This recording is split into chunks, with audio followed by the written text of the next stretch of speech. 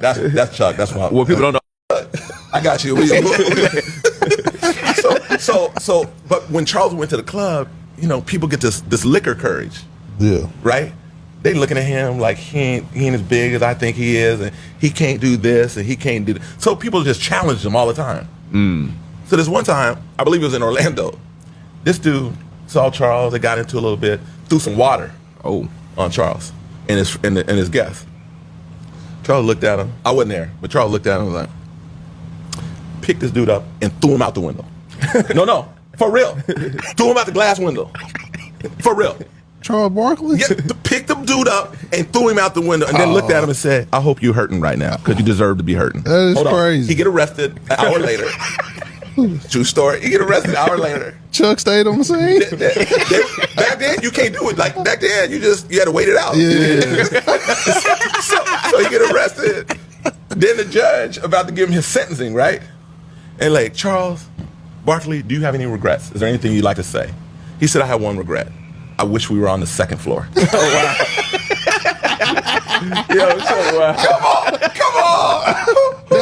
Come on. In the court. Crazy. That's crazy. So that's wild, bro. That was one Charles story. That one another one. I got a whole bunch of them. Y'all get Chuck. It's about to get dark after this.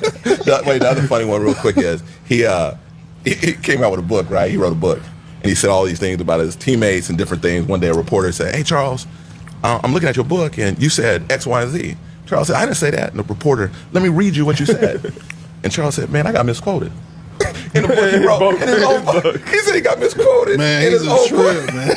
So, man, he got this just wit and this thing about him, and it's just so beloved. And on a serious side of it, everything I've done as it relates to running for mayor, who was the first person there to support me, Charles Barkley.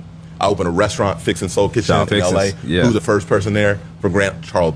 Man, his heart is so big. Okay. And what I think he presents that is not as prevalent as I would like to see today, he's not afraid to speak his mind on social issues. Yeah. He's not afraid to take a stand on things that may not be politically correct. And his role model growing up was, Muhammad Ali. Yeah. And Charles is a modern day Muhammad Ali, and I don't say that lightly. Like, he just got this gift and this likability, and you just root for him, whether you agree with him or not. One time his family, Charles was talking about maybe voting for George Bush, who's a Republican, right?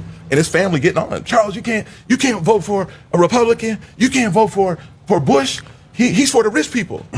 And Charles like, beg your pardon, I am rich now. So he just has so much of that. That's